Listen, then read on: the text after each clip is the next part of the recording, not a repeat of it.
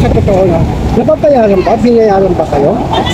Ayoko sinungaling. Oo, kasi ang talagang lumalabas na katotohanan ay si Duterte ang nakapagsabuata sa mga Chinese, sa China.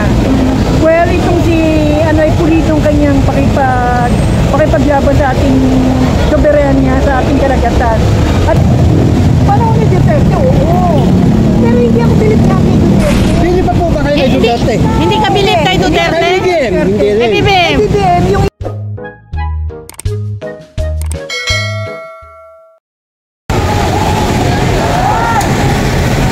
Yan guys, oh. Deserve nila ang maulanan. Grabe.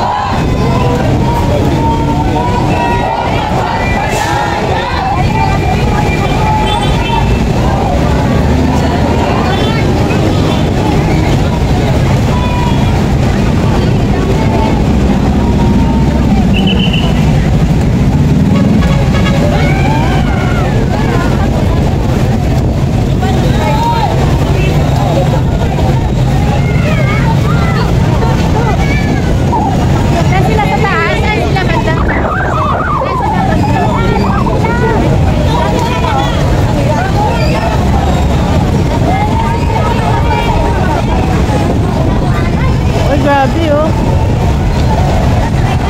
Sa pilitan daw silang dinudukot, gano'n.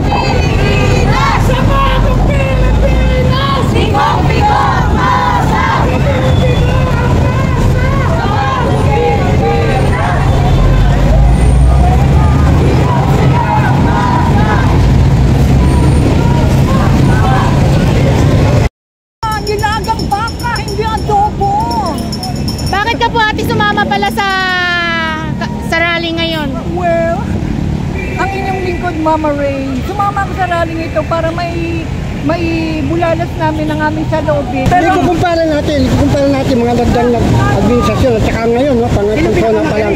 Sino pa pinakamahusay sa palagay niyo? Well, para sa akin, yung pinakamahal sa Hindi, Duterte pa lang, Duterte administrasyon, no? yung ngayon, Oo. BBM pa rin ako. Ay, Bakit? grabe. Bakit? Well, yung dalawang na ipaglaban yung West PPC, saka yung sa freedom of information, well, nandiyan tayo. Kasi, tingnan mo naman, kung walang freedom of information, talagang hindi kami papayagan sa kanya. Doon ako din si President Bongbong Marcos.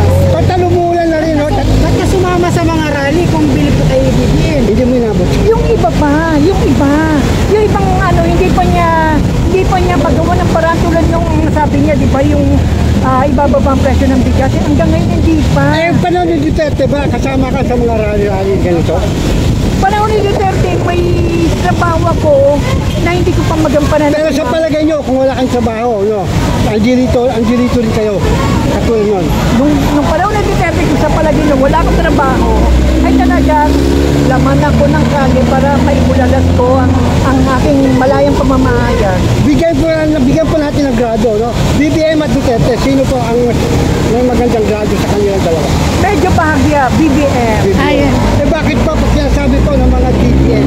Tulad yan ngayon na bagsak daw ang ating bansang Pilipino dahil daw kay BBM. Kasi hindi nila naibubulalas yung ibang mga nagawa ng bahagya ni Marcos na ibang patakaran. Pero may nagawa rin naman si Marcos. Pero kahit may nagawa si Marcos, syempre kailangan ko rin maging laman ng kalye para maibulalas ko yung mga katotohanan sa kalikuan ng Sa gobyerno. madalas salita, hindi fulfilled yung hindi ka satisfied sa BBM administration. Satisfied sa dalawang patakaran sa West Philippine Sea tsaka sa freedom of expression. Pero sa iba pa, no way. Pero nababalitaan niyo po yung mga ginagawa niya sa mga region, sa probinsya, na namimigay po siya ng tulong. Napapabalitaan niyo po yun. Nababalitaan ko yun. Oo. Pero maaaring sa darating na senatorial election, syempre, yung mga ganyan ay kailangan may mahawakan siya sa yung mga LGU para malakas pa rin yung kanyang hatak sa madla. Pero oo, aminado ko. BBM pa rin. BBM pa din. Oo, aminado ko. BBM pa din. Ngayon, hindi ko masasabi kasi hindi pa dumarating yung tamang presidente para sa... Hindi pa ba At 2 taon pa lang si BBM. Sa Diba? bagay yan, Di dalawang ka taon pa lang. agad-agad. Oo. Pero, di ba, yung kanyang slogan banner na ibababa ko ang presyo ng bigas. Okay. Nasaan na? Hindi niya po yun pinangako at pangarap niya po yun. Yun ang gusto niya lang mangyari. Interview kami sa Pangasinan. Malaking pasalamat nila na yung may-ari ng lupa na tumaas yung lupa nila. Tumaas yung palay. Oo. Malaking tumaas yung malaking salamat nila. Oo, kasi kaya hindi po kaagad-agad. Oo, ano ko yan sa YouTube tsaka sa editorial. Pero sa ngayon, talagang pinaglalaban namin ay yung iba pa, yung tungkol sa basic goods na hindi pa niya magawa ng paraan. Saka yung mga smart. Kaya ano ba tayo pinaglalaban mo itong araw na to? Ba't nandito ka sa zona ng Pangulo?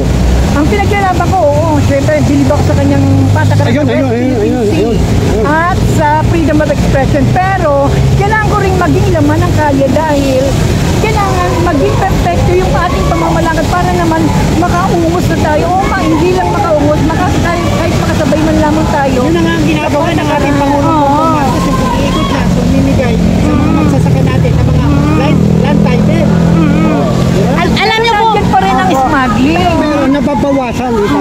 Oo, nababawasan siya. Pero kailangan pa rin maging laman kami ng kalye para makatulong rin kami sa pamamalakad. Nababayaran ba? Binayaran ba kayo? Ayoko magsinungaling. Oo, yung iba.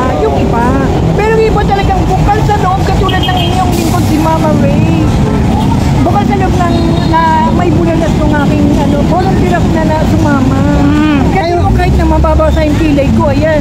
Kayo hindi kayo nabayaran, no? Sabi Ay, nyo, hindi. pero andito pa rin kayo. Kaya ano pinaglalaban natin? Ano pinaglalaban natin? Pinaglalaban natin kung bakit ang katotohanan tuwing laging may zona, ibinababa ang presyo ng gasolina para mapagtapan at hindi mai-report yung kabulukan ng pamahalaan.